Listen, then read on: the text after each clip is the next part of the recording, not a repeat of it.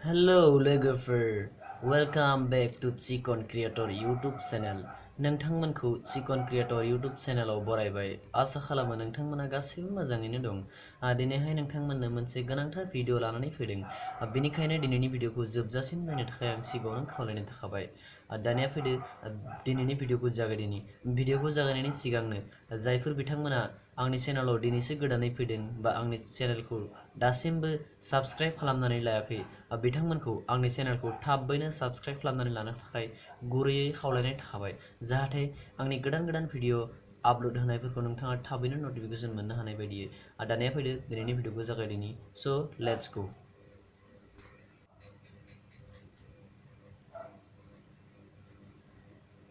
नोंथांमोना नुबाय जानो हागौ दिनै टीचार डे 5 सेप्टेम्बर बेनि सायावनो आं नोंथांमोननो मोननैसो ब्लग दिन्थिनो बे भिडिअखौ खालामबाय नोंथांमोना ब्लगखौ एन्जय खालामलांदों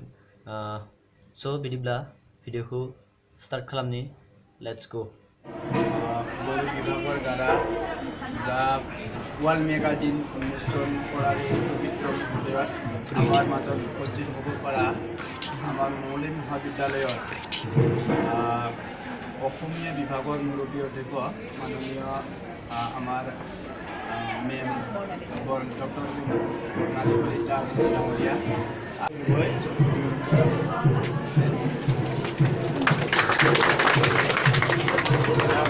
এতিয়া আমাৰ যি চতুৰ্থ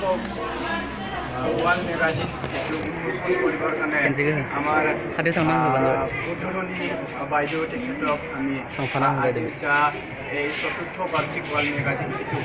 উদ্বোধন কৰিবৰ কাৰণে মেমক অনুৰোধ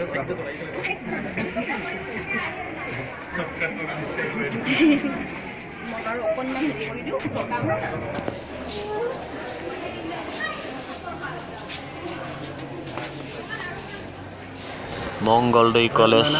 बर' बिफाननि ब्रैथि खेब दिहुनजानाय दावख्रिजें इन्जुर लाइसिखौ बेखेवनाय नुथाय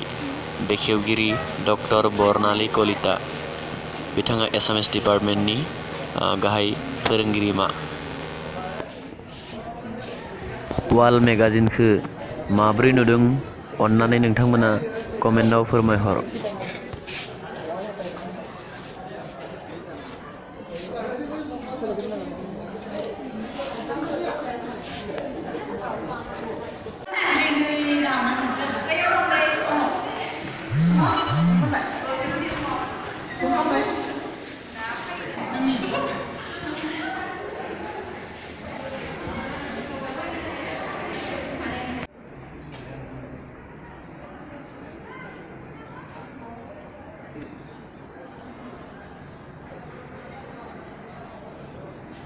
डक्टर सर्वपल्ली राधाकृष्णननि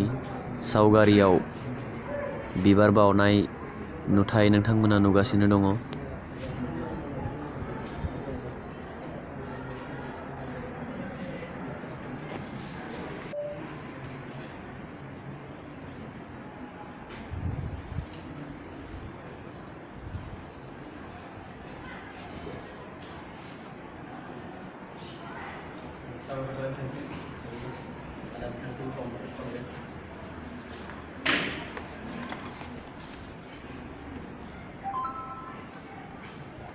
सेक्रेटारिखौ होदो सेक्रेटारिखौ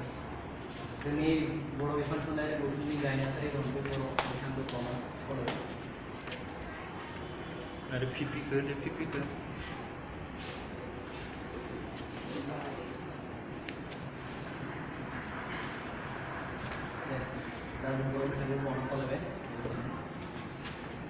दायो गासैबो फरायसालिफोरखौ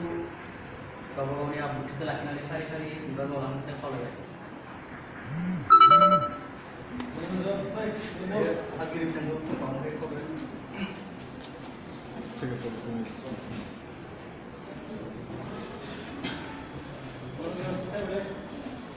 दे थांखु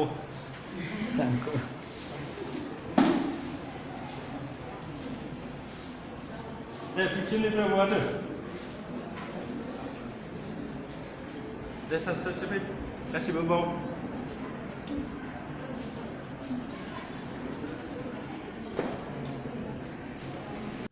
दिनैनि भिडिअखौ नोंथांमोना नायनानै बोरै मोनखो अन्नानै कमेन्ट खालामनानै खोन्थाहर आरो लोगोसे भिडिअखौ मोजां मोनदोंब्ला निस्सय लाइक होनो दाबाव जाहाथे आं नोंथांमोननो आरोबाव गोदान गोदान भिडिअ लाबोबाय थानो थुलुंगा मोनो। बिदिब्ला दिनैनि थाखाय बेखिनियानो जासिगोन। जय बर' हारिनि जय। बाय बाय।